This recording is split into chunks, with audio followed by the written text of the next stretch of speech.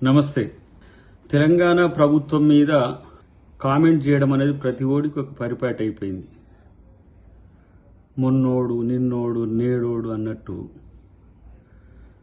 Parliament సాక్షిగా విజయసాయిరెడ్డి మాట్లాడిన మాటలు కనుక చూస్తే ఒక రాజకీయ అజ్ఞానిగా, మరి పెద్దల సభకు ఎట్ట ప్రాతినిధ్యం వహిస్తుండో నాకు తెలియదు, కానీ ఇంత అక్కసు తెలంగాణ ప్రభుత్వం మీద ఎందుకు? మోడీ ప్రాపకం పొందాలనుకుంటే, మోడీ కాడ మార్కులు ఎక్కువ వేసుకోవాలనుకుంటే ఏర్పడ్డ ప్రభుత్వాలను కూలగొడతామని చెప్పి నిండు సభలో మాట్లాడమా? నీకు ఏ రాజకీయ తెలివి ఉందో ఇప్పుడు అర్థమవుతున్నది. Chartered accountant turned political leader, లేకపోతే జగన్కు సలహాదారుగా ఉన్నట్టుగా ఉండి మారిన పొలిటికల్ లీడర్ లెక్క ప్రభుత్వాలు మారవు మిత్రమా. ఇలా షర్మిల అక్కడికి వచ్చి